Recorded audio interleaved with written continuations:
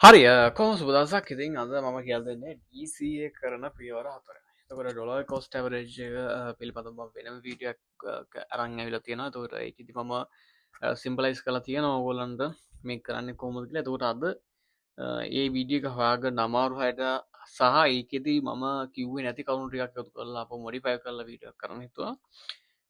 අපි බලමු පියවර 4 මොකක්ද කියලා. ළමයි පළවෙනි පියවර තමයි අපි ඉන්වස්මන්ට් එක. ඒ කියන්නේ අපි කොච්චර ප්‍රමාණයක් මේ ඩොලර් කොස්ට් ඇවරේජ් එකට අපි දානවද? ඒ කියන්නේ හිතන්න දැන් ඩොලර් 100ක් 200ක් වගේ නැති වුණාට අවුලක් නැහැ නේ ළමයි. ඔයාගේ මුළු ජීවිතේම නැති වෙන්නේ නැහැ නේ. ඉස්සෙල්ලාම සාමාන්‍යයෙන් වාගේ තරම දැනගන්න ඕනේ ඔයා. හරිද? ඒ කියන්නේ දැන් ඇසට් එකක් විකුණලා ඩොලර් 3000 4000 ලොස් කරන ගන්න වඩා ඉස්සෙල්ලාම චූටි ගානකින් දැන් ඩොලර් 200ක් 300ක් වැඩි. සමහරක් වෙලාවට ඩොලර් 50 60කින් මේක ඉන්වස්ට්මන්ට් කරන ගාන හොයාගන්න නම් ගොඩක් හොඳයි. මම කීයක්ද මේකට යොදවන්නේ කියන ගානවා තීරණය කරන්න ඕනේ. දෙවෙනි එක තමයි ළමයි ඇසෙට් එක. හරිද? දෙවෙනි එක තමයි ඇසෙට් එක. මේකෙදි අපි තෝරගන්නවා මොන කොයින් එකක්ද අපි ඉන්වෙස්ට් කරන්නේ. එතකොට සාමාන්‍යයෙන් අනාගතයක් තියෙන ප්‍රොජෙක්ට් එකක් වෙන්න ඕනේ. උදාහරණයක් විදිහට BTC, Ethereum ඒව කිසි ප්‍රශ්නයක් නැහැ නේ SRP ගන්න පුළුවන්. එතකොට BNB රයිට් තාව් ඒ වගේ කොයින්ස් කිසිම අවුලක් නැහැ. ඉතින් අපි ඇසට් එක තෝරගද්දි දෙවෙනි පීරියඩ් එකට තමයි සැලකිලිමත් වෙන්න ඕනේ. මොකද අපි ඉන්වෙස්ට් කරන මුදල තනිකර තීරණය වෙන්නේ අපි මේ තෝරගන්න ඇසට් එක මත. හරිද? එතකොට තුන්වෙනි එක තමයි ළමයි ටයිම් ඩියුරේෂන්. හරිද? ටයිම් ඩියුරේෂන් තුන්වෙනි එක වැරදිනේ. ටයිම් ඩියුරේෂන් එක. එතකොට දැන් අපි ඉන්වෙස්ට් කරන ප්‍රමාණය අපි කොච්චර දවස් තියන් ඉන්නවද කියන එක තමයි මෙතනදී පිළිඹු වෙන්නේ. කියන්නේ මාසයක්ද දෙකක්ද තුනක්ද හතරක්ද කියන එක. දැන් සාමාන්‍යයෙන් මම නම් ළමයි දැන් ගොඩක් දුරට මාස 4ක් විතර තමයි මම ගොඩක් දුරට මාස 4ක් වගේ තමයි බලන්නේ. ඒ කියන්නේ දැන් හිතන්න දැන් මම වීක්ලි මම පොඩ්ඩක් මේක වීක් එකට යනවා. දැන් මම වීක්ලි ළමයි මේක බැලුවාම හරිද? දැන් වීක්ලි මේක බැලුවාම ළමයි දැන් හිතන්න මම මේක බයි කරනවා ජනවාරි බයි කරනවා. හරිද? වෙන හොඳ උදාහරණයක්. මේ SRP එකේ මම හිතන්නේ හොඳ උදාහරණයක් විදිහට ගන්නපා. දැන් ජනවාරි 20 බයි කරනවා 1.6කට ඩොලර් 100ක. හරිද? ඊට පස්සේ පෙබරවාරි මම බයි කරනවා පෙබරවාරි මම බයි කරනවා 1.4ට ඩොලර් 100ක. ඒකට මට ලැබෙන යුනිට් ගාන වැඩි.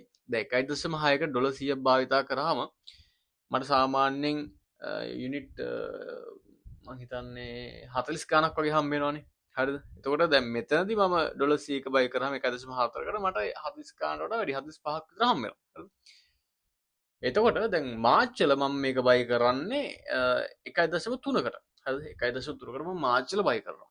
එතකොට දැන් ඔන්න ගානට මාර්ච්වල බයි කරාම තව යුනිට් ගාන වැඩි. හරිද? හම්බෙන යුනිට් ගාන වැඩි. ඩොලර් 100ට බයි කරාම. ඊට පස්සේ මම අප්‍රේල් වල මේක බයි කරනවා 1.1කට. ඊට පස්සේ මම මේක මැයි වල බයි කරනවා රයිට් 1.15කට. රයිට් ඒක ජූනි වල බයි කරනවා 1.0කට. හරි? ඉතින් ඔය වගේ දැන් මාස 4ක් 5ක් අපි මේ විදිහට යුනිට් බයි කරලා තියාගත්තාම දැන් obviously 4 and 5 months හරිද? රයිට් ඊට වඩා නම් කරන්න ඕනේ.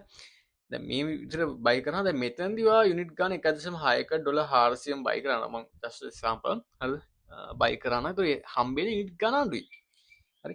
හැබැයි මේක පල්ලට යන ඩොලර් කොස්ට් ඇවරේජ් කරද්දී ඔයාට හම්බෙන යුනිට් ගන්න වැඩි. ඒතකොට මාකට් එක මෙතනදී අප් වුණාම ළමයි. හරිද? 2.3කට වගේ අප් වුණාම ඔයාගේ ප්‍රොෆිට් එක ගොඩක් වැඩි වෙනවා. 1.6කදී ගත්ත ප්‍රොෆිට් එකට වඩා ලොකුවට වැඩි වෙනවා. මොකද යටදී ඔයා බයි කරලා තිබිත්. ඔක තමයි සරලවම ඩොලර් කොස්ට් ඇවරේජ් එක කියන්නේ. එතකොට හතරවෙනි එක තමයි දැන් මම ඉස්සෙල්ලා කිව්වේ. එතකොට ටයිම් ඩියුරේෂන් එක කොච්චරද? ඒ වගේම අපි ඇසෙට් එක කොච්චර ප්‍රමාණයක් මාකට් එකේ බයි කරනවද කියන එක තමයි ඒ කියන්නේ හතරවෙනි එකෙන් කියන්නේ. ඒකට මට සිංහල වචනේ මට මීටර නෑ. අපි දාමු එන්ට්‍රි කියලා දාමුකෝ. හරිද?